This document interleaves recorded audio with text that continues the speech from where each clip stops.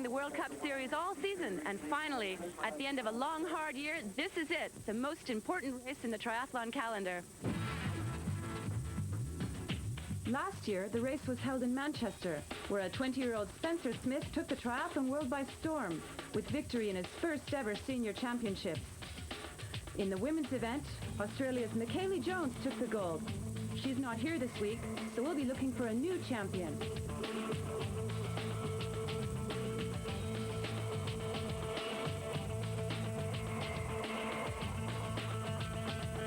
1994 has been by far the most important year so far for the sport of triathlon. In Paris on September the 4th, the International Olympic Committee voted to include triathlon on the programme for the Sydney Olympics of the year 2000. And that brings an extra significance to the most important event of this year.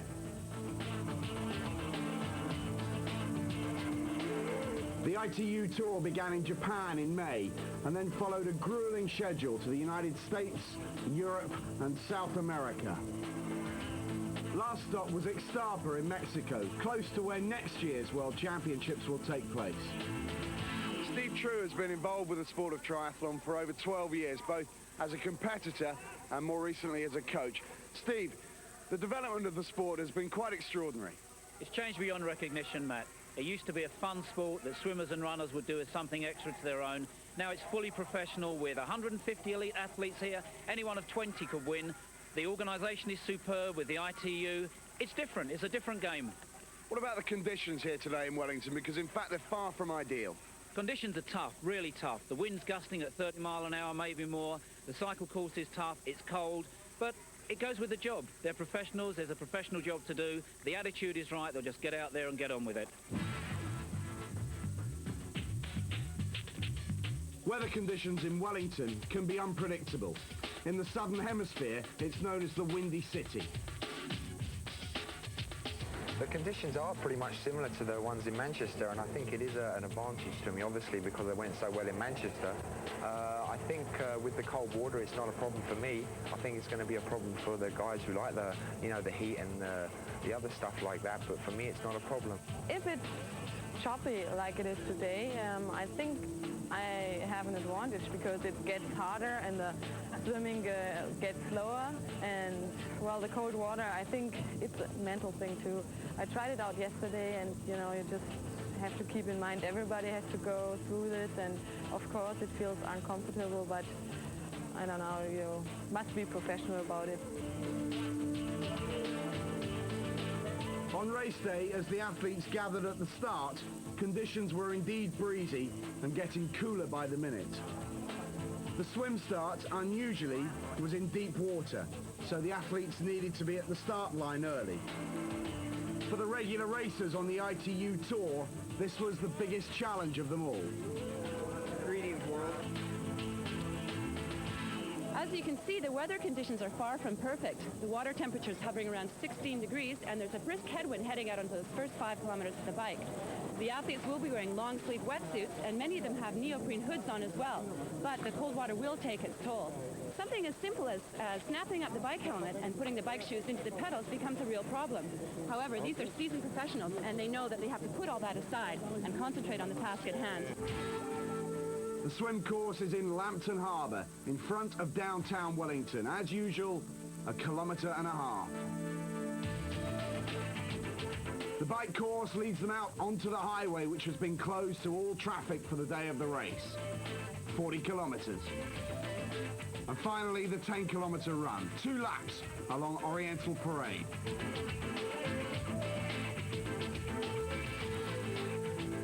So the men gathered in the deep water, getting cold. It's a mere 16 degrees. The helicopter shot shows us the thousands and thousands of people who have gathered from all over the North Island, come to see this race, which is the biggest sporting event to happen in New Zealand this year. And away they go. The cannon signals the start. The 1994 ITU World Triathlon Championships is underway, and the elite men's group set off on their 1.5-kilometre swim. Alongside me is Steve True. Steve, it's going to be a survival of the fittest and the strongest here. It's going to be one of the toughest races of the season. We've got all the main players. Miles Stewart, Spencer Smith is back, Brad Bevan in fantastic form, And a few newcomers, a few people who might just upset. Benjamin Sansor, we saw his brother Jerome at the Nice Long Course World Championships this year, and Benjamin swims just as well, and in fact it is Benjamin out in front. He's already getting away from the pack, and this really isn't something we see very often in this class of competition. Now Sanson is known to have swum 17 minutes for the 1.5 kilometres. Whether or not he can match that here in difficult conditions remains to be seen, but he is a very strong swimmer. He's likely to be caught on the bike, but if he can open up a big enough margin, as indeed he appears to be doing here on the swim, then he's really going to put down the challenge to the remainder behind him. Now some of them are getting on the wrong side of the line there. There's a whole line which leads out to the first turn buoy, and they'll have to duck under that when they come to the big yellow marker which signals the first turn there.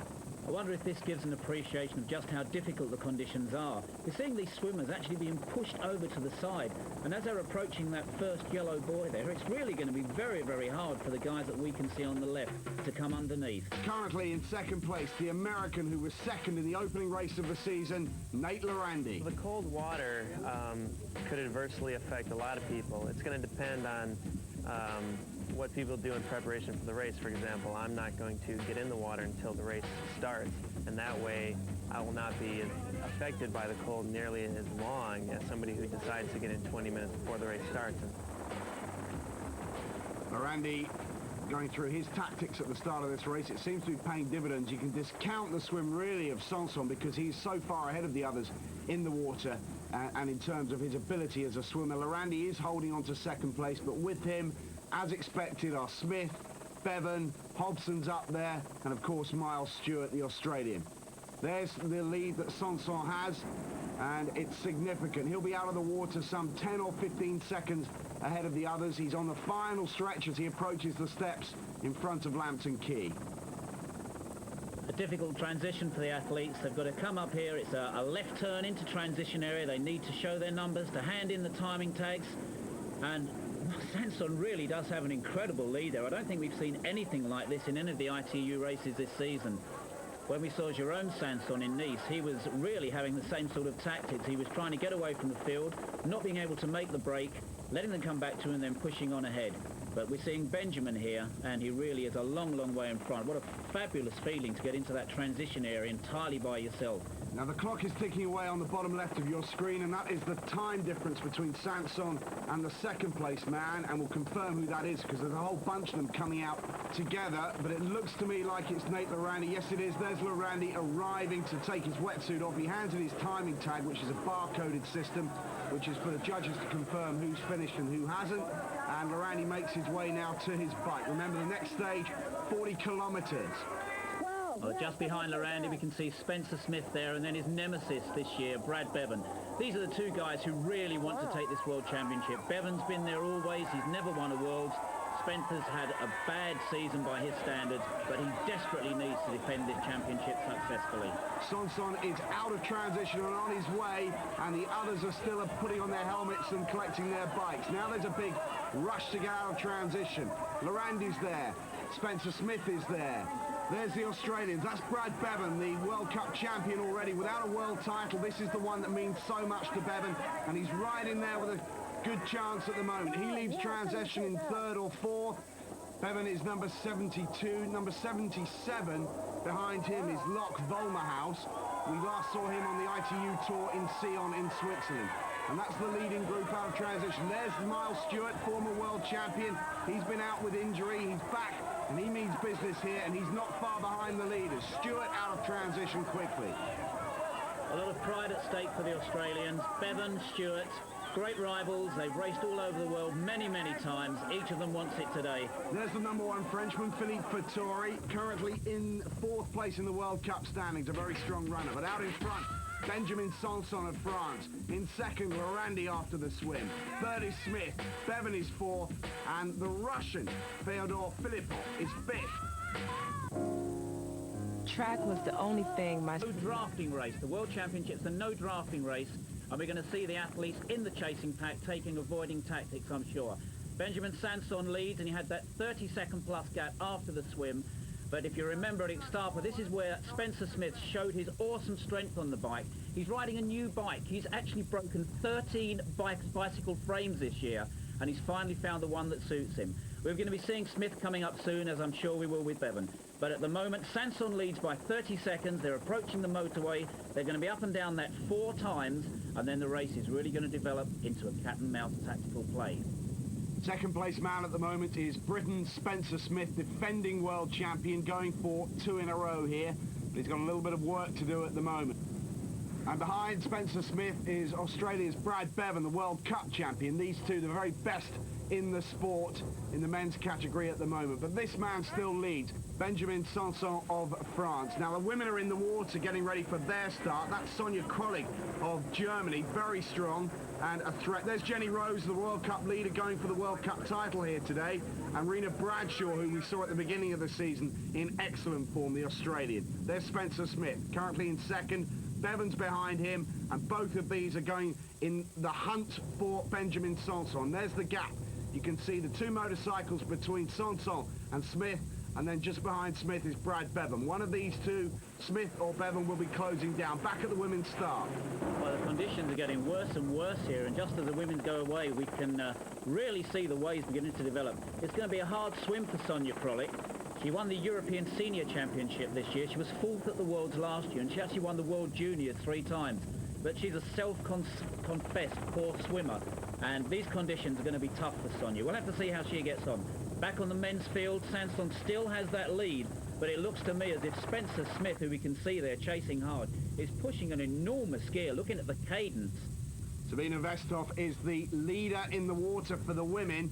She's also in second place in the World Cup standings, so there's a battle going on today between her and Jenny Rose for the title of the ITU World Cup champion for 1994. Could go either way. Sabina, on paper, is the stronger swimmer, and she's proving that here. She leads the women's field as they approach the turn. Well, we've got Dominic Donner, the South African, in second place, and she's a specialist swimmer, first time in the sport this year. Smith is alongside Sanson, and he's about to take him. Yes, indeed. Now, we thought this would happen, but it's happened a lot quicker than expected. Smith has powered past the Frenchman. Remember, the Frenchman swam in 17 minutes and 9 seconds, and Smith was some 40 seconds or so behind, and he's caught that up and he's overtaken him. Back on the women's swim, it's still Vestov from Germany, leading through round that first buoy. Back on the men's field, it's Smith. And he really is pushing such a big gear. Sanson trying to get back on terms, but Smith's moving away. Yeah, Sanson's having a go, but Smith is such an animal on the bike, there's no way he's going to let the Frenchman come past him.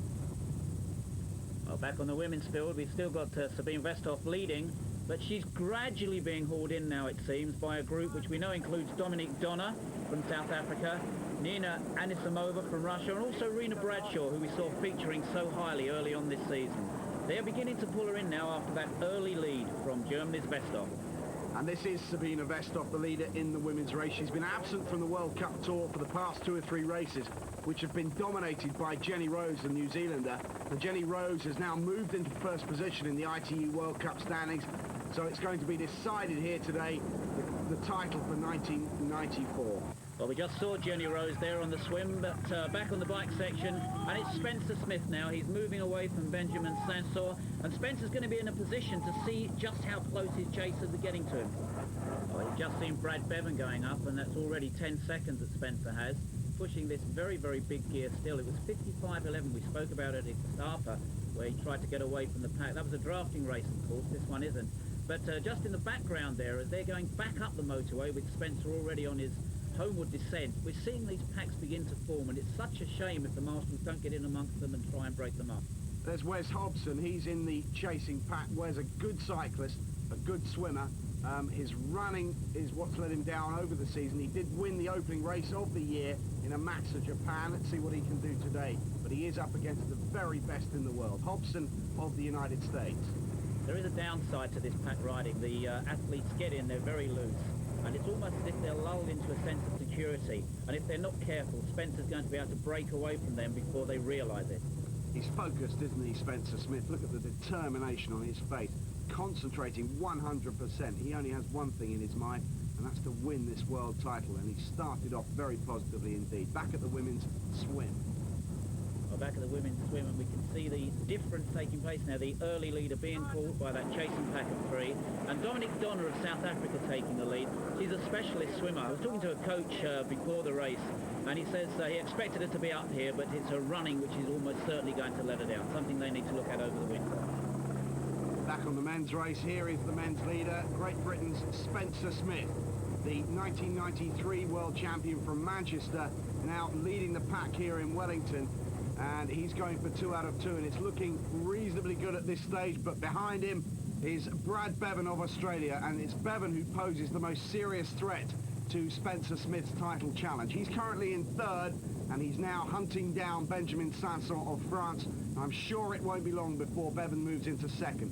Bevan is in quite startling form this year. He's won 6 races on the ITU circuit. The question is, has he overdone it this season? Smith has had a different build-up. He hasn't raced quite so much, and some people are saying that Bevan has just overdone it in terms of the amount of races he's run, and in fact the amount of races he's won. Here's the leader in the tunnel, Spencer Smith of Great Britain. Well, I just think that Spencer's moving away from anybody. He's just completely riding his own race. He's not concerned about the people behind him. They're trying to avoid the draft zone. They're trying to get out of each other's way, make sure they don't get two-footed by the marshals. Spencer's got none of these worries. All he has to concern himself with is just how much he can hurt, how hard he can push himself. He's got the wind behind him now. I don't think he's actually moved out of that enormous 55.11 at all. Sanson's still in 2nd place, but he's going to be already having doubts as to whether he can hold that form from the swim. Smith on this long climb now, still in the same gear. Absolutely phenomenal that he can hold this. He's in the larger chainring, the 55. He's got 26-inch wheels, remember, which changes the gearing slightly. The first women are completing the swim and coming to transition for the first time, and the first woman out of the water is the South African, Dominique Donner. She overtook Sabina Vestov. It'll be interesting to see how far Sabina is behind the South African now. First in through the timing station, and she's taking the wetsuit off as she runs towards the bike. The transition speed, all important, because she wants to get out on the bike as quickly as she can. There's Sarah Harrow of New Zealand on the right. An amazing swim from the youngster. Haven't seen anything of her on the ITU World Cup Tour, but the Kiwi supporters here will be delighted with her early form. Vestov we just saw, but ahead of her is Rena Bradshaw. Bradshaw now ahead of Vestov. Let's see who else is coming out. There's Gail Lawrence coming out. Now, she's been a regular feature on the ITU Tour, the winner in Bahia, Brazil. Gail Lawrence, an excellent cyclist, and this will be where she'll shine on the next stage. Gail Lawrence, we know, had a few medical problems coming into this race, an upset stomach, and she wasn't too sure about how much she'd be able to hold it through the race. But I'm sure she's going to be delighted to be up there on the swim. There's Rena Bradshaw leaving transition in 3rd place. Bradshaw, the winner of the opening 2 races. And there's Emma Carney of Australia, whose sister has already won the junior race this morning. And Emma Carney's swim time is extraordinary. That's one of the best swim times she's ever achieved. 10th place for her. She leads transition. And only just behind Sarah Harrow, who beat her by 4.5 minutes just recently. Her swimming really has improved.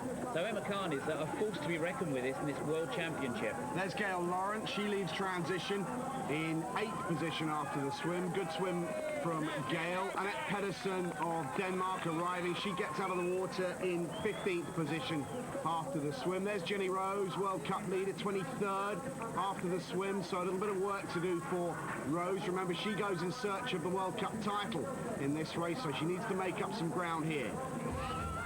Donna Dominique of the Republic of South Africa is first out of the water, ahead of the Russian, Anisimova. Rena Bradshaw 3rd, then Vestov, then Anne Keat of New Zealand.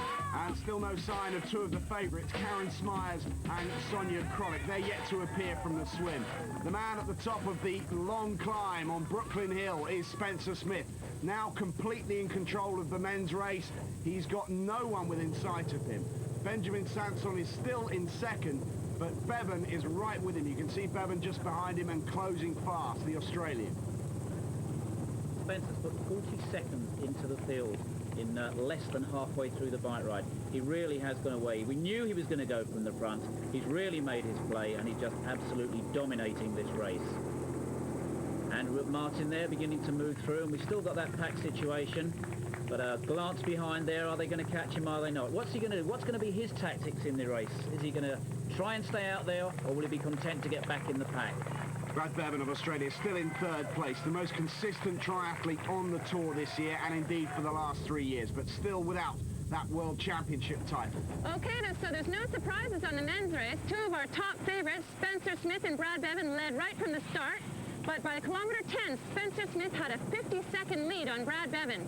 Bevan is about to be swallowed up by a chasing pack of over 30 guys. We've seen the draft busters out here, and there have been a few calls, but I think it's going to be pretty tough to separate so many guys on such a fast course. Thick of the action, and this is the pack to which she was referring. And at the moment, there's no sign of Miles Stewart, the Australian former world champion. There's no sign of Hamish Carter, the New Zealand #1, or Rick Wells. We appear to have lost those three. We'll try and bring you news of their progress a little bit later. So back on this chasing pack, it's Brad Bevan there. Sanson, who's just been reeled in, he's in third place. And then Scott Molina, one of the original Big Four from the USA. A long descent now, 4 kilometres, they're down to the sea, and they're not going to be able to take Spencer Smith on this section. There's going to be a left turn at the bottom, then they're fighting into the wind again, which Spencer's already demonstrated his strength. Meanwhile, back in transition, that's Sonia Krolik there. Poor Sonia Krolik, she looks to be suffering.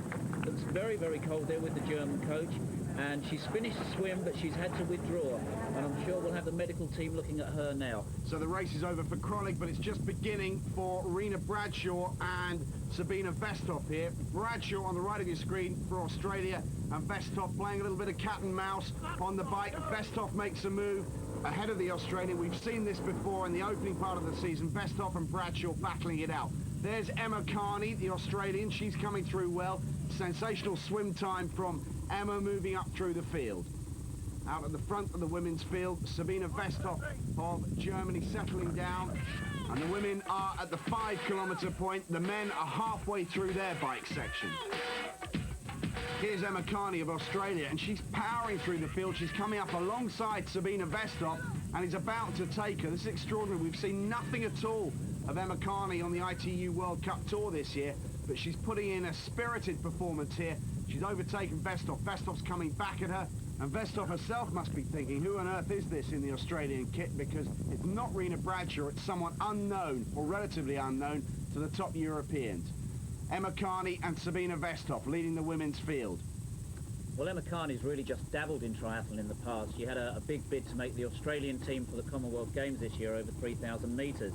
She didn't quite make the team, she's left that, now she's really working hard. Gail Lawrence, who we knew was having problems before the race, actually in 7th place overall. She's third in, oh my goodness me, and we've got a crash there on the women's field. It's Sabina Vesthoff. Vesthoff is off her bike and on the tarmac, and Emma Carney takes full advantage and pulls away. I'm not sure if she's even aware of the mishap that's befallen Sabina Vesthoff behind her, but Carney has now a gap of 20 or 30 metres, and Sabina Vesthoff is back on her bike and back in the race, but with an impossible job to do because she came to a complete stop. Unfortunate circumstances. There's Spencer Smith. He leads the men's race still comfortably, and now we have a comfortable leader in the women's race, Australia's Emma Carney. Well, Emma may be inexperienced in triathlon terms, but she was certainly on top of her wits there to avoid that crash. Could have been a tragedy for her as well. So on this flat section, halfway through the cycle course, and we're getting an indication of just how big this lead is. My goodness me, what's happening here? Spencer Smith, I don't really think he's moved out of this gear at all. The cadence is so slow. You have to be tremendously strong to be able to control the bike like this. Now these three are racing on their own and battling it out for second place. Scott Molina, Brad Bevan, who looked like he may be swallowed up but has held off the challenge, and Benjamin Sanson, the leader after the swim, are racing together. And behind them, there's a Rainer Müller, the German, leads the second chasing group. But these three are clear of them, and they're fighting it out for second. Bevan, Molina, and Sanson. There's Sarah Harrow, the New Zealander, has moved alongside Emma Carney, the Australian. A superb challenge from Sarah Harrow, who's being lifted by the New Zealand crowd. She's a second streamer, really. She's by no means New Zealand's top women triathlete. That position belongs at the moment to Jenny Rose, but it's Harrow who leads the World Championships. Extraordinary stuff from her, Steve.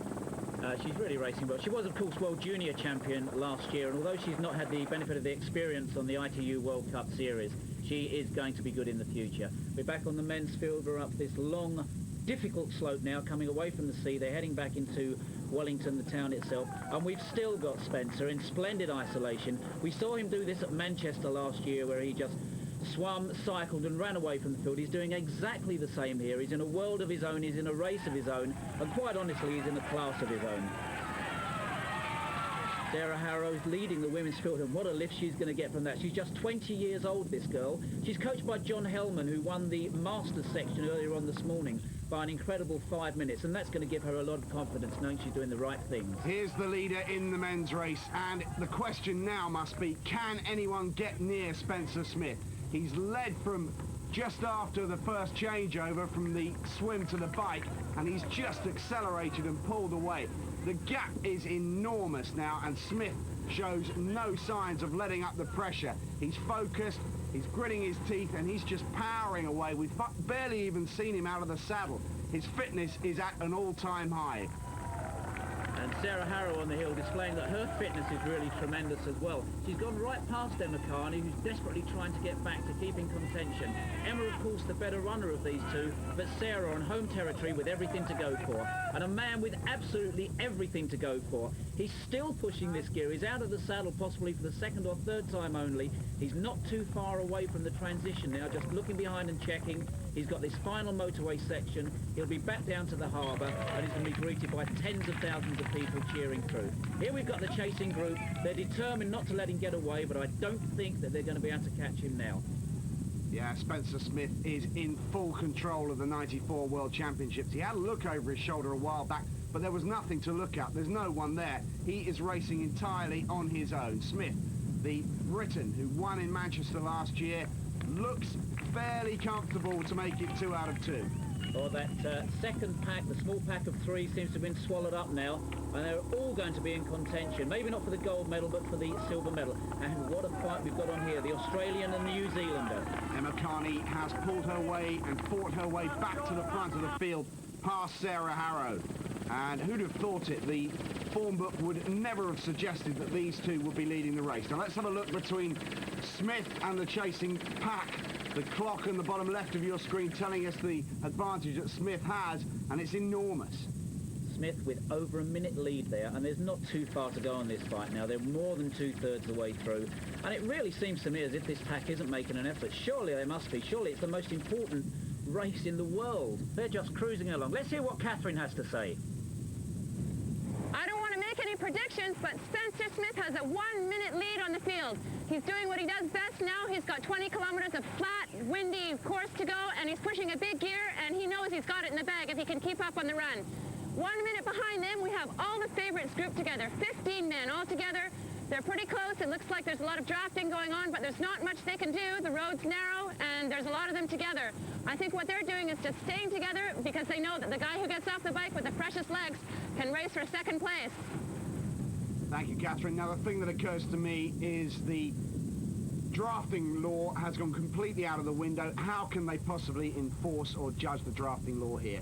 Emma Carney is the leader in the women's race. She's pulled away now from the New Zealander, Sarah Harrow, and she's going quicker and quicker and accelerating and opening up an even greater gap. Her teammate, Rena Bradshaw, is dropping back and is now in 9th, and that's Gail Lawrence, the winner in Bahia, Brazil. But back at the lead, Emma Carney there, she really put it to the rest of the field on the difficult ascent. She's a very, very light girl, very lightly boned, obviously from her running background. Here's a man who's very big boned and very big in the talent department, Spencer Smith, still going further and further away. He's on this final section of motorway. He'll be coming down the slight incline now, and then he's going to be greeted by this enormous crowd again. Nobody has successfully defended a man's senior world title. We could be seeing it here today. Smith takes the time to get some liquid down him, throws away his water bottle just to give himself a little bit less weight on the bike, a tiny amount of difference that'll make, but it's all important. Well, we've got a new second placer here, and here's a man who's taken advantage of that pack playing cat and mouse. Thomas Kochar from the Czech Republic in an unexpected second place. The pack round the turn. This is where we saw Sabina Vestov crash earlier, and there's a danger of that happening here with so many men grouped so tightly together. Again, you have to question the whole drafting law. It looks no different to the races where drafting has been legal. Here's Sabine Vestov, 12th place now. Remember, she crashed out.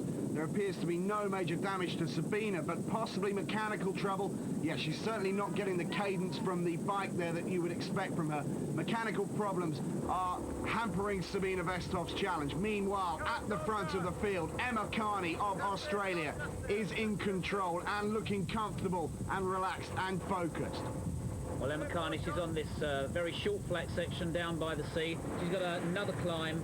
And meanwhile, on the men's, we've got Scott Molina, one of the original greats in triathlon. And he's back in the big time. He's having a tremendous race now. He's moving past that group, just trying to break up slightly. He's a good runner, maybe not the best, but he's certainly in contention. Emma Carney leading the women's field, and what a day this would be for the Carney family if Emma could hold this on until the end of the race, because her sister won the women's junior race earlier. And Spencer Smith is approaching transition for the final leg. Here he is, Smith, along the harbour to the roar of the crowd. He's got over a minute's advantage.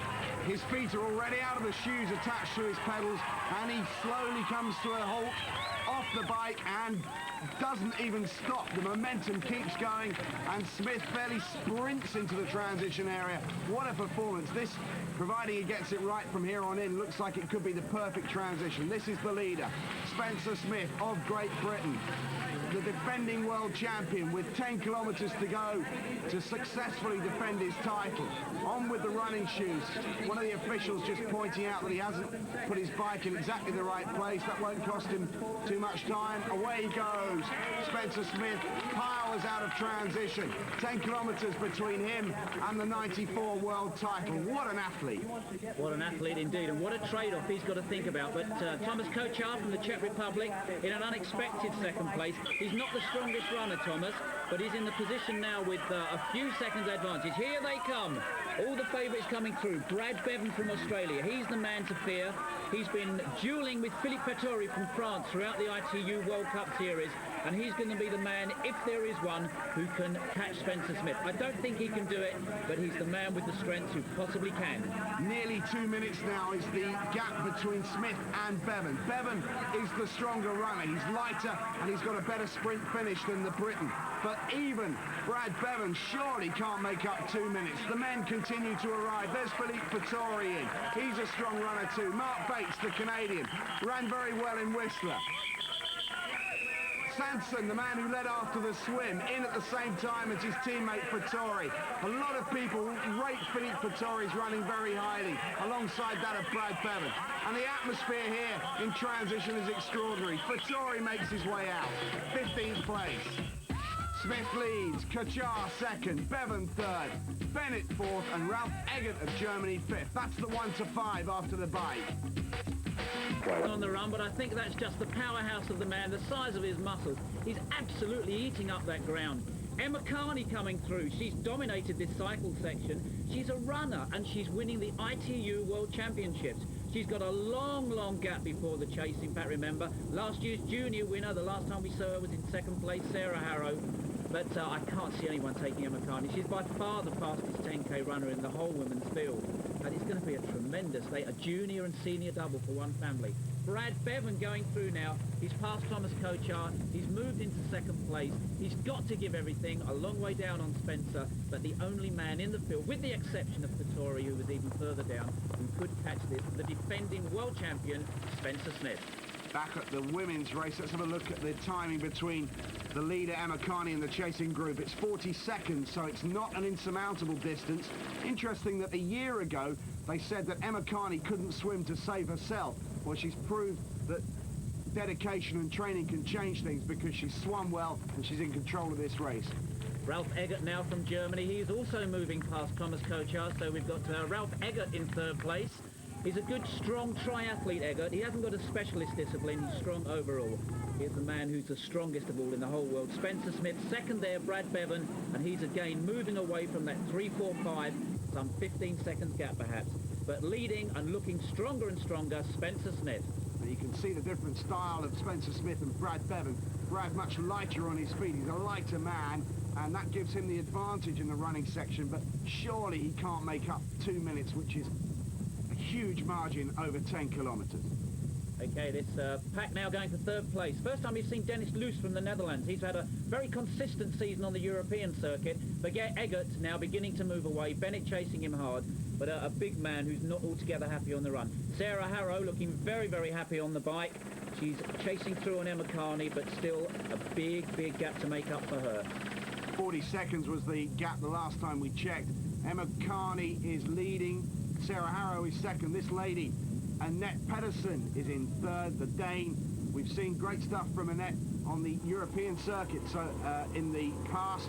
Now she's performing well on the world stage. But this young lady, Emma Carney, leads the women's race. Who'd have thought it? The form book would never have suggested that it would be Carney, Harrow, Pedersen, the 1, 2, 3. But that's the way it stands as they approach transition. Well, here comes Spencer Smith now. He's heading back. He's made that first turn. He's going to be getting huge support from the crowds here. Everybody knows Spencer Smith on the circuit. There's a large amount of Brits out here. They raced earlier, but look at the cadence of this man, Brad Bevan. Brad Bevan, who was almost 2 minutes behind on that final transition, but with every single stride, does seem to be making inroads into Spencer's lead. Ralph Eggert still in third place, and again another man who possibly a surprise here. Dennis Loos in fourth, and Dennis Loos moving away from Bennett, the Australian. Here comes Spencer now. He's got this double turn on the course, and this is where he's going to meet the big, big Brit crowds for the first time. Spencer Smith of Great Britain leads the World Championship. This is a man who's in unfamiliar territory in second place. In every race that he's won this year, Brad Bevan has come into transition, leading, and he's now got to close down someone ahead of him. Leading the women's race still, Emma Carney of Australia. In second place is Sarah Harrow, and in third is Annette Pedersen of Denmark. That's the 1, 2, 3 in the women's race. Further down the field, there's Karen Smyers coming through, an awful long way back. Smith comes into the harbour area. He's got another 5 kilometres to run after this, and he's encouraging the crowd to get behind him. Come on, I'm leading this race, he says. I'm going to be the world champion, and it looks for sure as if he is. Spencer Smith of Great Britain, looking unbeatable at this stage. But don't discount Brad Bevan. He's a very strong runner. He's the World Cup champion, and he's lighter on his feet than the Englishman, and he's flying through the streets of Wellington here. Well, these two guys have taken the rest of the field apart there. Both of them drawing the energy from the crowd. Spencer almost physically doing, lifting, willing, telling the crowd they have to support him. He's the man they've got to cheer and support. And Brad Bevan, the guy from Australia, the near neighbour who's chasing down hard. Spencer's just seen him as they've gone through, and he knows that barring accidents, he's going to take his second world title. Karen Smyers there, 16th place now. She's 4 minutes behind the leader. Karen didn't look altogether happy on the swim, and she's not been able to make up that gap. Quick glimpse of Mark Bates, the Canadian, who broke his wrist training in San Sebastian in Spain, back for his first major race since that injury. Here's Brad Bevan in second place, and Bevan with the task of closing down the leader. This man, number 1, wearing the number 1 vest, which he demanded to wear as defending champion, and the ITU rightfully gave him the number 1 vest. Spencer Smith surely on his way to the title. Bevan looks set for second, but there is still a chance. It's a remote chance, but there is still a chance that Bevan can close him down. If anyone deserves a world championship, I have to say, it's Brad Bevan. Well, Bates has caught Eggert there, and they're going for the last of the medals, so they're probably in a worse position than either Spencer or Brad. They need the medal. Spencer in gold medal position, Brad Bevan in silver. He's still catching up. It's a long, long way to go. And then that duel for the bronze medal between Eggert and Bates. The last turn now for Spencer Smith. 2.5 kilometres to go. He's going to be looking out. We're going to get a time check for you. And now we'll get the idea of the difference between Spencer Smith and Brad Bevan, because Smith will pass Bevan going the other way.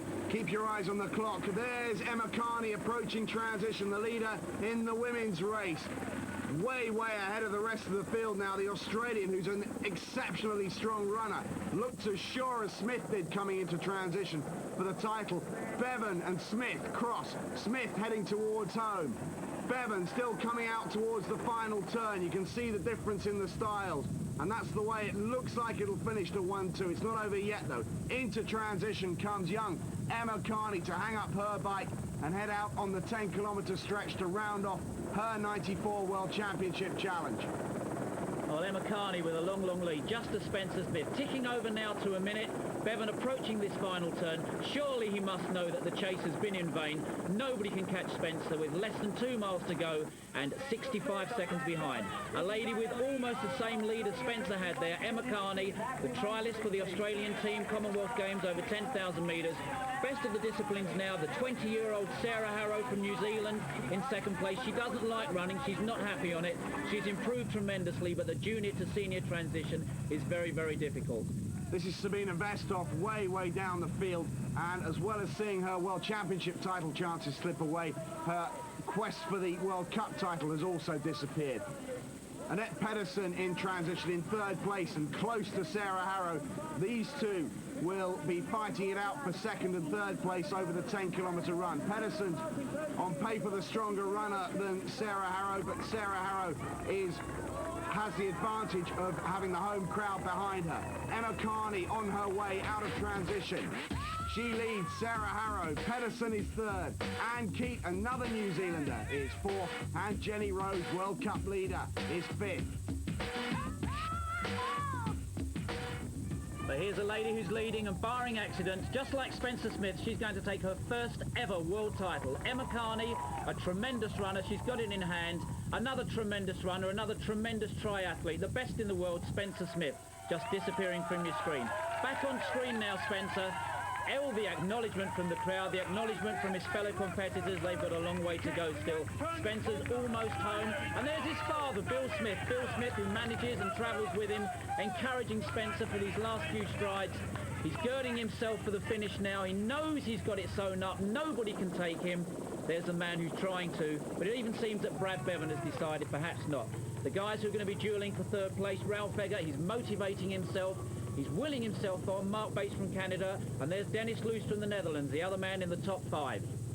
There's Andrew McMartin, the other Canadian who's had a brilliant season, the winner of the Whistler stop on the ITU Tour. But here's the man who's about to win, surely now, the 1994 ITU World Triathlon Championships. He picks up the Union flag and makes his final burst for home, checks over his shoulder. There's no danger of Bevan catching him now.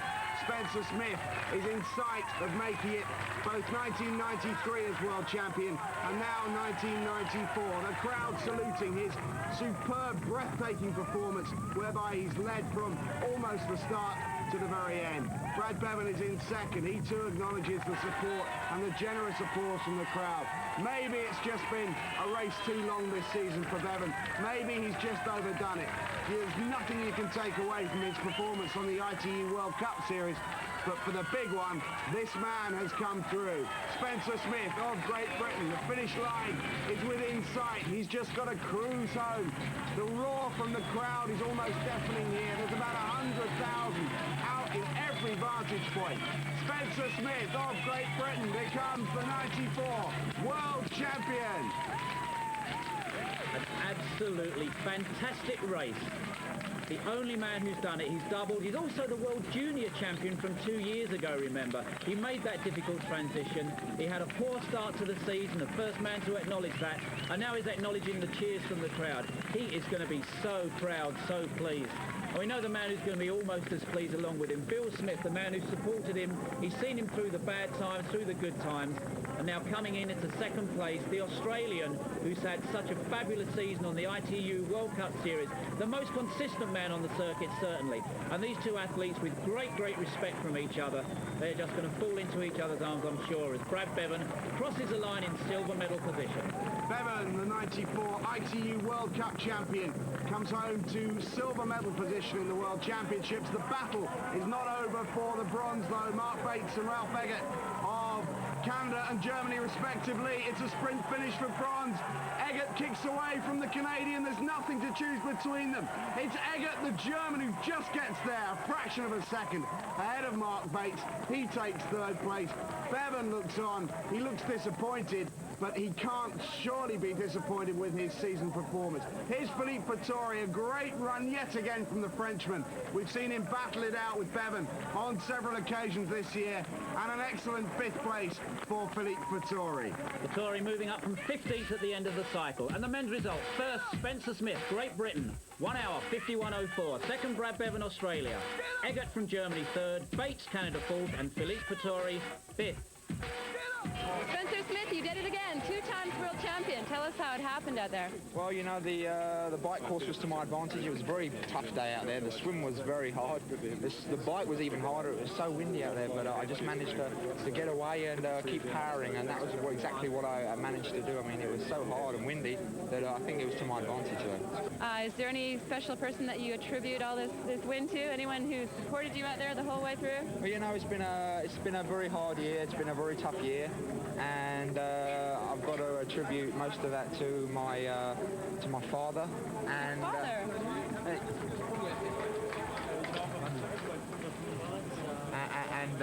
got to say that about my mother as well. You know, it's been a very hard year for me. Everything hasn't gone quite to plan, but it's ended up okay. And I'd like to thank all my friends and my family also. Thanks very much, Spencer. Congratulations. Thank you. Congratulations, Bill. Thank you very much. Well, a delighted father and son combination, and a very successful father and son combination. And it's a family affair too for the Carneys, because sister Claire Carney has already won the women's junior title here at the World Championships today, and Emma Carney is on her way now, surely to becoming the women's elite title. Back at the finish area, Brad Bevan is talking to Catherine Davids. I'd hate to take it easy in the run and then just miss out at the end, and you know, I'd live with it for the rest of my life. So I knew I wanted to give it 100% all the way, and had a fairly good run, but my bike sort of let me down a little bit today. So you're more or less happy with what you've done today. You'd like to be first, but second's okay? Yeah, bridesmaid, never the bride. Oh well, next time. There's always next time. There's always next time. Maybe I'll win the Olympics. The likeable Brad Bevan, his day will come, of that there is no doubt. And it's this lady's day today here in Wellington. The World Championship title within sight for Emma Carney of Australia. The battle for second and third place continues, with Annette Pedersen of Denmark moving closer and closer to Sarah Harrow, the New Zealander. The formality continued for Emma Carney as Pedersen eventually overtook the young New Zealander, who was now hanging on for third place. Pedersen, who was sixth in the World Championships last year, now in sight of a silver medal. A little bit further down the field, Jenny Rose looks certain to become the 1994 ITU World Cup winner as Emma Carney made her way to victory and the finish line. Carney now comes into the final straight. The Australian support here is enormous. There are many, many Australians who have travelled over to watch this race, and hundreds of athletes who have been taking part. Emma Carney comes home. Perhaps a surprise, but no doubt worthy. Carney is the world champion for 1994. In second place behind her now is Pedersen, the Dane. Perhaps of the two Danes taking part here, you'd have expected Nielsen to go better, but Pedersen has timed each stage beautifully and has moved ahead of Sarah Harrow comfortably. She too moves into the final finishing straight. She'll just round the last turn, and then the silver medal will be in sight. Behind her, Sarah Harrow continues to hold off the challenge from behind. Pedersen is absolutely thrilled with her performance, and well she might be. On the form book, you wouldn't have expected Pedersen to do well. However, a silver medal is hers. Pedersen comes home for second place in the World Championships. We'll take a look back, and Sarah Harrow should still be in third position, and on her own she picks up two New Zealand flags. The roar from the crowd is deafening. They're occupying every single possible vantage point. The big surprise of the day. They were expecting great things from Carter and Rose, but it came in the form of a third place and a bronze medal for the youngster from Canterbury. Sarah Harrow, the bronze medal for New Zealand. An excellent performance from the youngster. Tremendous performance there for 20-year-old Sarah Harrow. Suzanne Nielsen sprints into fourth place just in front of the current long course world champion Isabelle Mouton from France. Confirmation then of the women's race. Carney the champion. Ahead of Annette Pedersen of Denmark, Sarah Harrow keeps the New Zealand flags flying. And Jenny Rose helps her along. Back in seventh, she takes the World Cup title. I had to be really happy with how things went, and you know, some pretty good athletes finished behind me today, and some really good ones finished in front. You know, the young brigade are coming through, and they're going to be pretty hard to catch in the future. You know, the sport's looking good. Jenny Rose, the World Cup champion for 1994. A magnificent race here in Wellington. Let's see how some of the World Cup regulars got on. Wes Hobson, the winner in Amaxa, finished down in 16th place. The Whistler champion, Andrew McMartin of Canada, was 7th. For the women, Sabina Vestorp, winner of 2 races this year, finished in 25th. And the winner in Bahia, Brazil, Gail Lawrence, finished in 11th. The World Cup season comes to a close here in magnificent Wellington. We've had a terrific season. We hope you've enjoyed it. From me, Matt Chilton, from Steve True, and from Catherine Davis, goodbye for now.